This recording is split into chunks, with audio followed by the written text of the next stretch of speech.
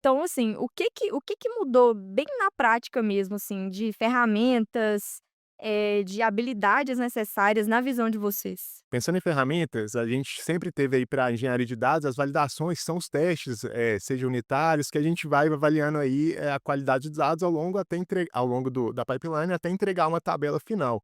Só que a partir do momento que a gente tem agentes consumindo esses dados, a gente passa a ter uma necessidade de tipo diferente de avaliação, que aí elas passam, por exemplo, por testes que são, o eval, por exemplo, que avaliam de forma qualitativa as ações dos agentes. Então a gente passa a ter um novo nível de análise que é muito menos quantitativo, muito menos sim ou não, e passa a ser, muito mais subjetivo mesmo. E aí outros conhecimentos que são extremamente relevantes, né, quando a gente está falando da IA dentro da engenharia de dados, é você prover, esses mecanismos de consumo que fogem das estruturas convencionais de data lake, de data warehouse. Então a gente já começa a falar de bancos vetoriais, para as RAGs, né, para servir os embeddings. A gente está falando de grafos, onde a gente vai ter bases de conhecimentos que vão ser estruturadas em bancos de grafo, como os Neo4j da vida. E aí, sobre essa questão da RAG,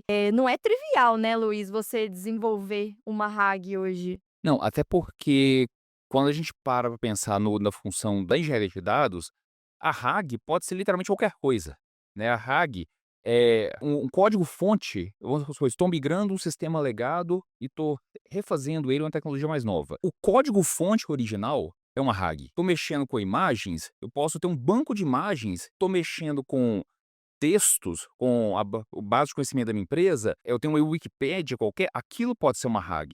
Então, o engenheiro de dados, eu acho que ele vai ter, né, que conhecer não só como lidar com texto, pensa até 10, 15 anos atrás. O foco era conhecer SQL, tabelas da banca nacional, tabelas com colunas, com linhas e acabou. Agora a gente tem vetores. Então assim, eu acho que a questão da ampliação do conhecimento do engenheiro de dados hoje, comparando com 10, 15 anos atrás, é brutal, né. Hoje o engenheiro tem que ser capaz de lidar com tipos de arquivos, formatos de dados dos mais diversos possíveis, e se você não ter uma RAG bem estruturada, que ela vai ser útil para sua IA tirar informações dali, é o famoso garbage in, garbage out. Você tem lixo na RAG, você vai receber lixo como resposta. Então assim, o engenheiro de dados hoje, ele tem que conseguir lidar com uma variedade de tipos de informação muito grande, de uma maneira efetiva, e que aquilo realmente seja útil para minha IA utilizar. Vocês, engenheiros de dados, como é que vocês estão lidando e enxergando isso hoje? O quanto isso trouxe de complexidade e dificuldade na vida de vocês? Traz muita complexidade, esses são os problemas que eu digo de downstream, comparado ao pipeline, tem o pipeline, problemas de especialista técnico e os problemas ainda de cima, que a gente nem falou. Então você tem gestão de stakeholders que você tem que fazer, você tem que ver se os dados estão chegando atrasados, porque se você tem CSVs mal formados, se você tem parquês que não estão sendo emitidos por algum motivo. Então tem uma gama de atividades também que antes ela nem era tanto do engenheiro de dados, e agora ela passou a ser.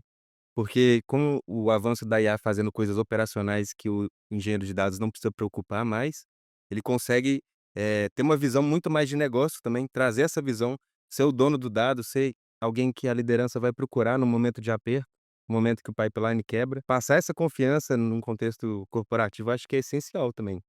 Então, são coisas que se complementam. A gente falou dos aspectos técnicos do crescimento do cardápio de um engenheiro de dados, e ainda tem muito mais.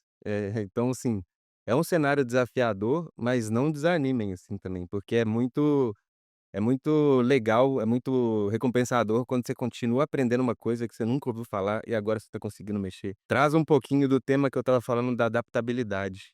O engenheiro de dados, ele não pode ficar refém de um stack, ele tem que estar sempre aberto a novas inovações, novas ferramentas.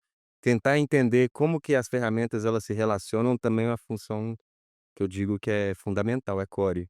E na verdade, é isso que vai fazer com que o engenheiro de dados não fique obsoleto e não, né, igual a gente tá quando é igual a Rafa começou comentando, né, o papel do engenheiro de dados morreu ou vai morrer, é o contrário. Se animem, porque é justamente esse aumento de complexidade que garante, assim: "Gente, não dá para ficar sem". O engenheiro de dados tá mudando, tá evoluindo o papel, mas não é exatamente isso. Então, assim, em vez do pessoal falar assim, não fico com medo, cara, fiquem felizes com isso, que desse aumento de complexidade.